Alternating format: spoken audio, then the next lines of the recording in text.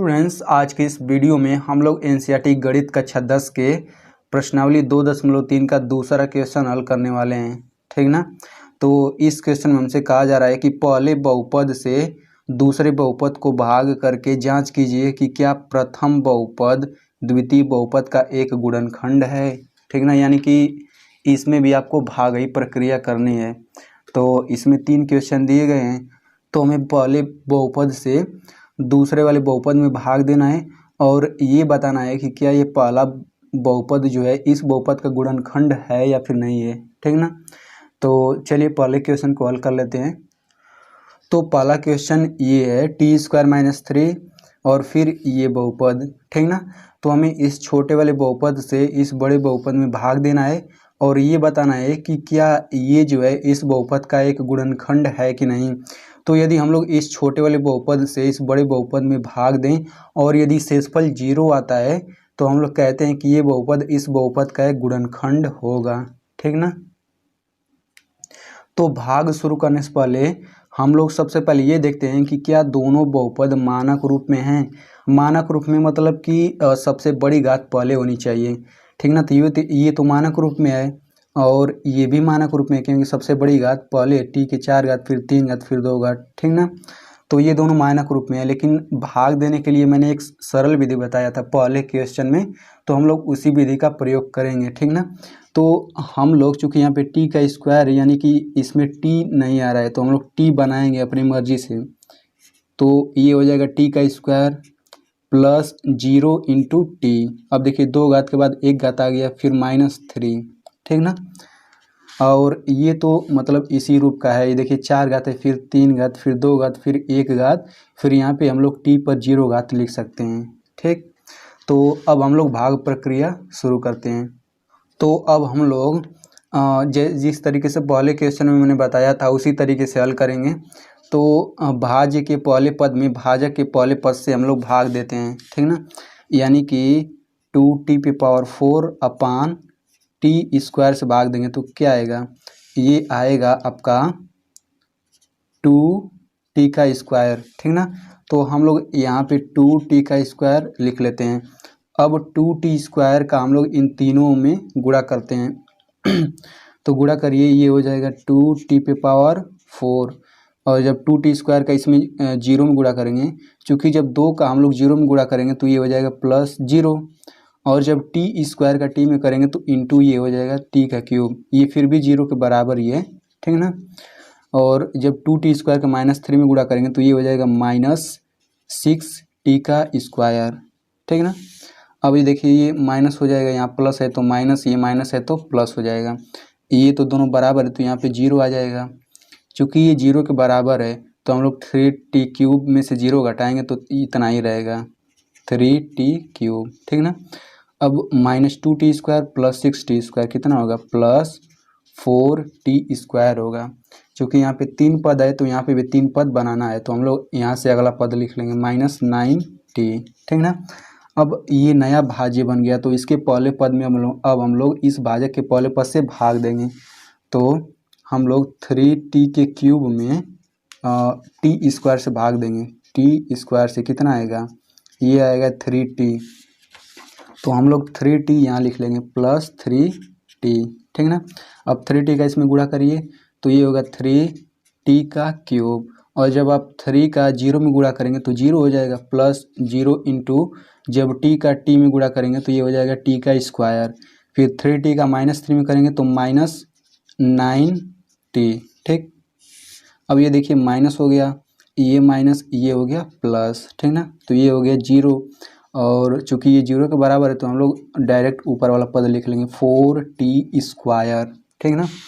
अब इसके बाद देखिए -9t + 9t, ये 0 आ जाएगा तो हम लोग लिखेंगे +0। ठीक। अब चूँकि 0 में हम लोग किसी संख्या का गुणा करें कोई परिवर्तन नहीं होगा तो हम लोग 0 × t लिख सकते हैं, क्योंकि यहाँ 2 घात है तो हम लोग यहाँ 1 घात लाएंगे, फिर अगला पद यहाँ से उतार लेंगे -12। ठीक ना। अब उसके बाद से भी हम लोग अब 4t² में हम लोग अब t² से भाग देते हैं तो कितना आएगा, ये आएगा 4। तो हम लोग यहाँ पे +4 लिख लेते हैं। फिर अब 4 का इसमें गुणा करिए तो ये हो जाएगा 4t²। फिर प्लस 0 इंटू टी, फिर माइनस 12 हो जाएगा, ठीक ना।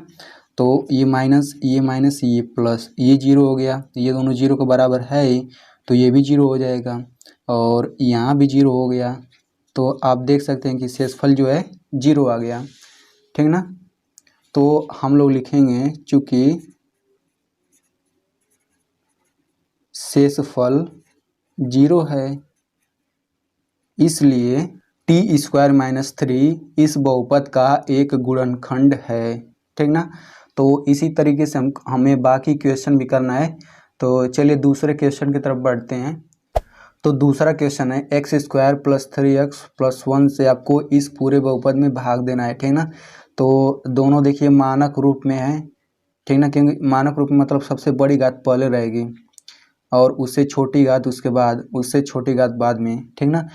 और देखिए यहाँ पे घात क्रम में भी है, देखिए 2 घात है, फिर 1 घात है, फिर 0 घात, यहाँ 4 घात, 3 घात, 2 घात, 1 घात, फिर 0 घात। तो हम लोग डायरेक्ट भाग शुरू कर सकते हैं, ठीक ना।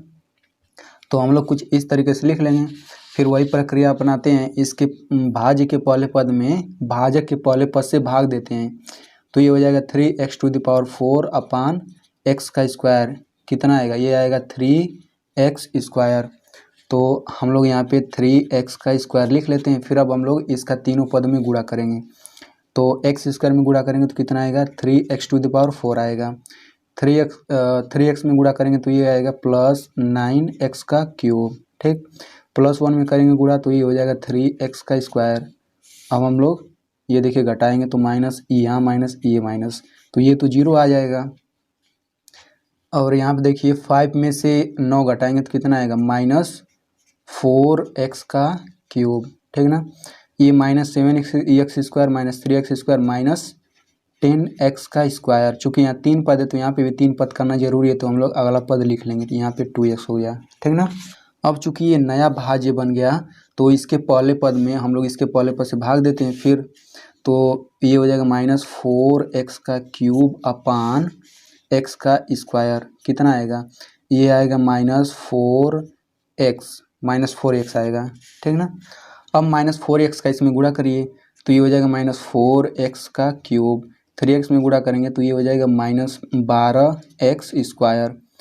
प्लस 1 में करेंगे तो ये हो जाएगा -4x। अब घटा दीजिए तो घटाएंगे तो माइनस का प्लस हो जाएगा, माइनस का प्लस, ये 0 आ जाएगा। और 12x स्क्वायर में से -10x स्क्वायर घटाएंगे तो कितना आएगा, +2x का स्क्वायर, ये तो जुट जाएगा +6x, ठीक ना। अगला पद हम लोग उतार लेते हैं यहाँ से 2। तो अब हम लोग 2x स्क्वायर में से x स्क्वायर से भाग देंगे तो कितना आएगा, 2 आएगा, तो ये हो जाएगा +2।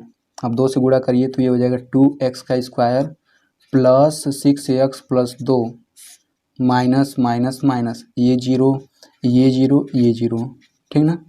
तो आप देख सकते हैं कि शेषफल 0 है, ठीक ना। तो हम लोग लिखेंगे चूँकि शेषफल 0 है इसलिए x square plus 3x plus 1 इस बहुपद का एक गुणनखंड है। तो आई होप आप लोगों को समझ में आ रहा होगा। तो चलिए बढ़ते हैं अगले क्वेश्चन की तरफ। तो तीसरा क्वेश्चन है x³ - 3x + 1 इस बहुपद से इस बहुपद में भाग देना है, ठीक ना। तो यहाँ पे देखेंगे सबसे बड़ी घात पहले, फिर उससे छोटी घात, फिर मतलब छोटी घात। यहाँ पे देखेंगे सबसे बड़ी घात पहले, फिर छोटी घात, फिर छोटी घात, फिर छोटी घात। इसका मतलब ये दोनों मानक रूप में हैं, ठीक ना। लेकिन हम लोग भाग प्रक्रिया देते हैं तो उस रूप में बदल लेते हैं इसे। देखिए x का क्यूब है लेकिन x का स्क्वायर नहीं दिया गया है, तो हम लोग बनाएंगे इसे। तो x³ प्लस 0 इंटू एक्स का स्क्वायर, फिर -3x + 1।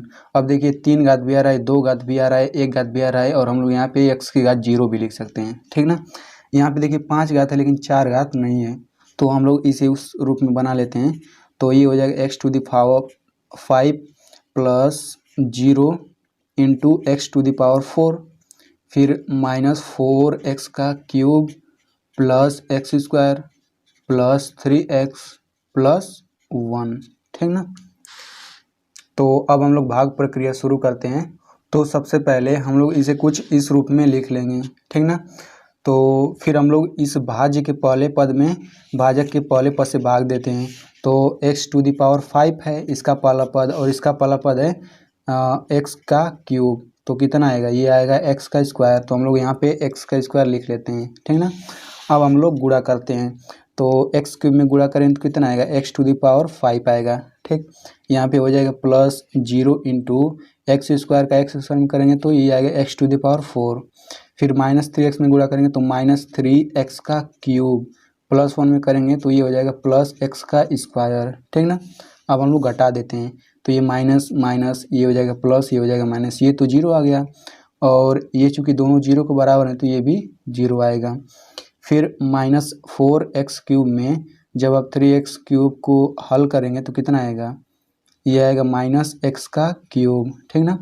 और चूँकि ये देखिए दोनों बराबर हैं तो ये आ जाएगा 0 के बराबर, ठीक। लेकिन यहाँ पे क्यूब है तो हम लोग यहाँ पे इंटू x² लिखेंगे, फिर भी ये 0 के बराबर आ जाएगा।